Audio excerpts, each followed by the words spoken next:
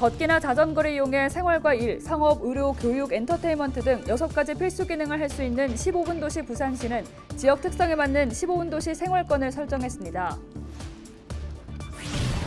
부산의 한 스타트업 관광업체가 MZ세대와 개별 여행자를 겨냥한 공유형 관광 교통수단을 개발했습니다. IT 기술이 접목된 공유형 관광 전기차를 직접 타고 관광지를 둘러봤습니다. 부산 지역 코로나19 일일 신규 확진자가 10,000명대로 떨어졌습니다. 하지만 사망자는 역대 최다인 60명을 기록했습니다.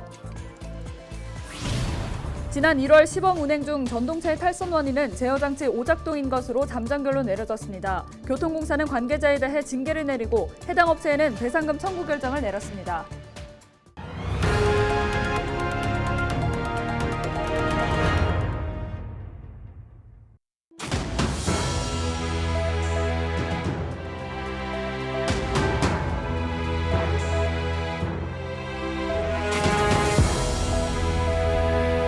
여러분 안녕하십니까? 헬로TV 부산 뉴스입니다. 부산시가 프랑스 파리와 호주의 멜버른 같은 도시가 될 수 있을까요? 네, 이들 도시의 공통점은 걸어서 혹은 자전거를 타고 15분 이내에서 일상생활이 모두 가능하다는 점인데 부산시가 15분 도시 부산을 만들어 시민들 삶의 질을 높이겠다며 비전과 발전 전략을 공개했습니다. 차선영 기자가 보도합니다. 15분 도시 이론을 정립한 프랑스 소르본 대학의 카를로스 모레노 교수와 박형준 부산시장의 공감 토크 현장입니다. 2016년 카를로스 교수가 정립한 15분 도시는 도보나 자전거를 이용해 생활과 일, 상업, 의료, 교육, 엔터테인먼트 등 6가지 필수 기능을 15분 안에 수행하는 것이 핵심입니다. 부산시가 이 이론을 바탕으로 장기적으로 부산을 62개 생활권으로 나눠 15분 도시로 만들겠다는 선언적 자리인 셈입니다. 부산시는 대중교통을 포함한다면 부산의 15분 생활권의 범위를 확장할 수 있을 것으로 분석했습니다. 시 전체 인구 76.7%가 경사지에 거주해 프랑스와 호주처럼 도보나 자전거로 이동하는 데 한계가 있는 만큼 부산의 특성을 살린 15분 도시를 만들겠다는 겁니다. 이를 위해 보행 생활권과 대중교통 생활권 등 이원적으로 생활권을 설정했습니다. 보행 생활권은 어린이 복합 문화 공간인 들락날락을 중심지로 대중교통 생활권은 주거와 상업, 건축물 용도 등을 분석해 중심지를 설정하고 이 주변으로 생활 편의시설 등을 집적화할 계획입니다. 부산의 지형, 생활권 특성, 중심지 등 차별성을 반영한 15분 도시 부산의 개념은 도보, 퍼스널 모빌리티, 대중교통을 이용해 생활 편의시설과 서비스를 15분 안에 이용할 수 있는 더블 생활권 도시입니다. 부산시는 상업과 산업, 주거 등 파급력이 큰 시범구역 3개에서 5개를 지정해 15분 도시 모델을 만들고 시 전역으로 확대한다는 계획입니다. 결국 15분 도시라는 큰 그림 속에 부산시의 다양한 정책들을 융합하겠다는 것인데 시민들의 삶의 질을 높이는 성공적인 모델로 자리 잡을 수 있을지 세계적인 도시로의 부산시의 변화가 시험대에 올랐습니다. 헬로티비 뉴스 차선영입니다. 관광지를 둘러보려는데 걸어 다니기에는 거리가 멀고 대중교통이 없을 때 난감하셨던 경험 있으실 겁니다. 부산에서는 동부산권 관광지에 초소형 전기차가 공유형 관광교통수단으로 도입돼 관광객들의 발이 뒤지고 있는데요. 친환경의 이색적인 매력까지 더해지면서 20, 30대 관광객의 마음을 사로잡고 있습니다. 안수민 기자가 직접 체험해봤습니다. 스마트와 친환경, 요즘 가장 주목받고 있는 관광 트렌드입니다.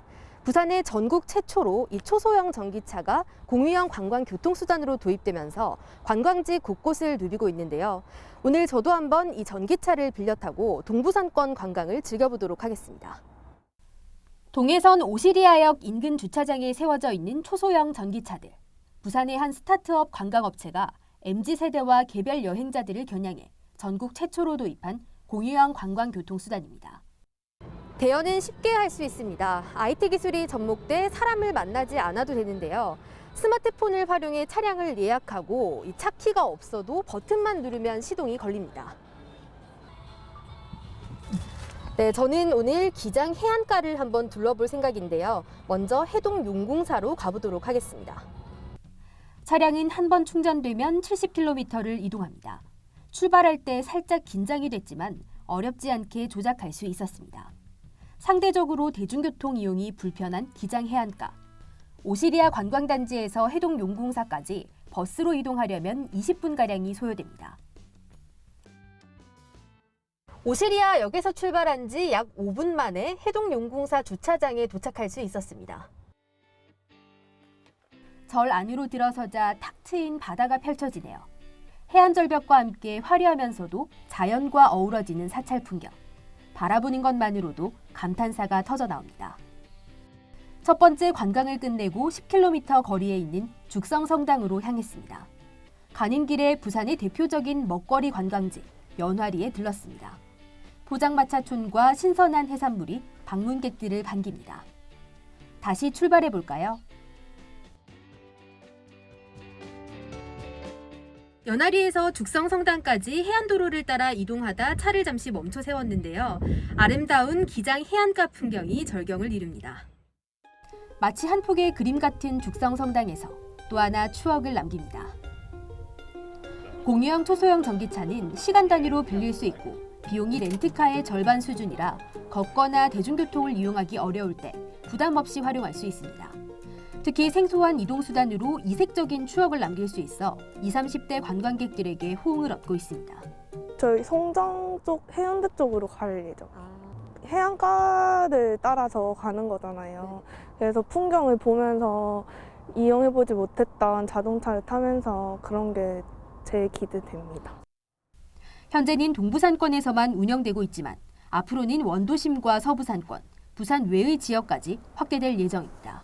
자연 친화적인 관광지에 도로를 새롭게 깔고 차량 대중교통을 늘리는 이런 토공공사를 하기에는 사실 현실적으로 무리가 많이 따릅니다.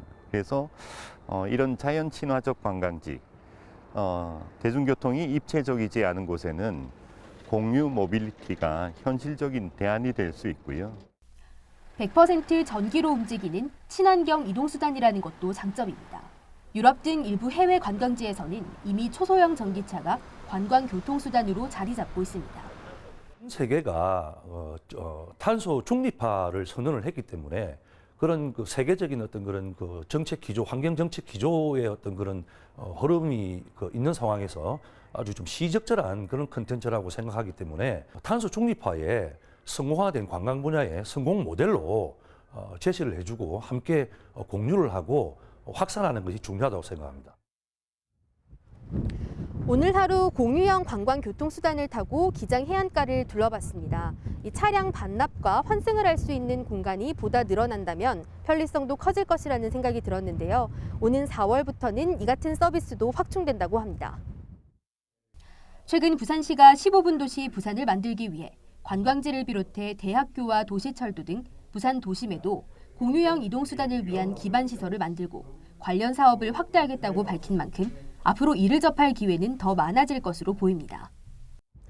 보다 편하게 또 이색적으로 부산 구석구석을 둘러보고 싶으시다면 이 같은 공유형 전기차를 이용해 보시는 것도 좋을 것 같습니다. 헬로티비 뉴스 안수민입니다. 지난 23일 부산의 한 병원에서 작업 중이던 70대 A씨가 건물 외벽에 매달리는 사고가 발생했습니다. 이날 사고는 건물 옥상에서 밧줄을 이용해 내려온 A씨가 8층 창문을 통해 건물 내부로 들어오려다가 창문이 좁아 중간에 걸리면서 발생했습니다. 신고를 받고 출동한 119 구조대원은 안전 확보 후 A씨를 무사히 구조했습니다. 23일 0시 기준 부산 지역 1일 신규 코로나 감염자는 18,000여 명을 기록했습니다. 3일 만에 다시 10,000명대로 떨어졌습니다. 하지만 이날 하루에만 60명이 사망해 역대 최다를 기록했습니다. 연령별로는 90대 15명, 80대 29명, 70대 9명, 60대 4명, 50대 이하 3명입니다. 모두 기저질환이 있었던 것으로 확인됐습니다. 위중증 환자도 93명으로 늘어 중환자 병상 가동률도 80%를 넘어섰습니다. 부산 지역의 전체 재택치료자는 11만여 명으로 이 가운데 2만여 명은 집중관리군으로 분류됐습니다. 24일부터 만 5세에서 11세 소아를 대상으로 코로나19 백신 접종 예약이 시작됩니다. 해당 연령대의 접종은 오는 31일부터 시작되며 소아용 화이자 백신을 접종받게 됩니다. 보건당국은 오미크론 변이가 지배종이 된 이후 만 5세에서 만 11세 확진자가 급증해 위중증 환자나 사망자가 발생하는 만큼 기저질환이 있거나 집단시설에서 생활하는 소아 등의 고위험군은 접종에 적극 참여해 줄 것을 당부했습니다.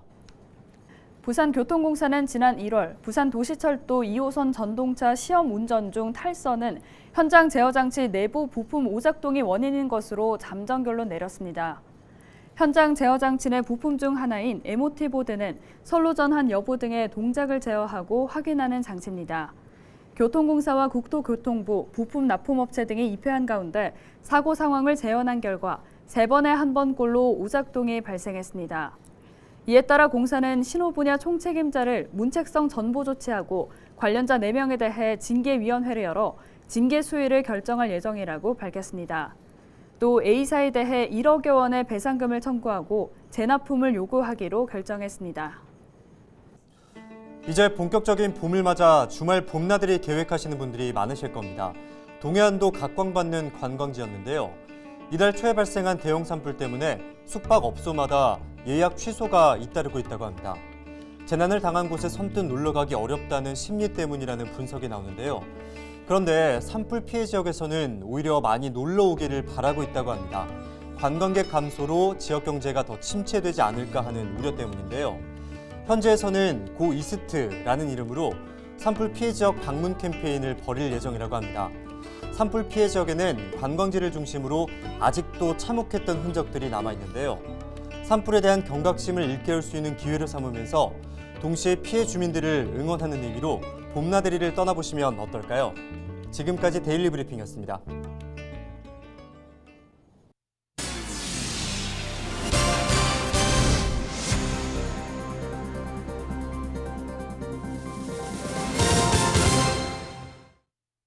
김진홍 전 부산시 의회 의원이 동구청장 출마를 공식 선언했습니다.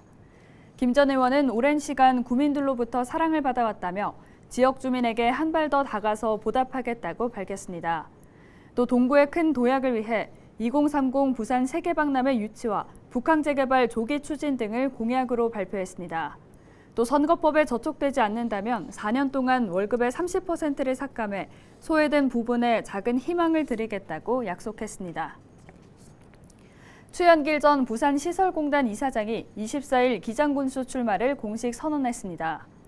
추 전 이사장은 부울경 발전을 선도할 수 있는 살기 좋은 국제도시 기장을 설계해 정부나 부산시의 시각을 기장 경시에서 기장 존중으로 바꾸겠다고 밝혔습니다.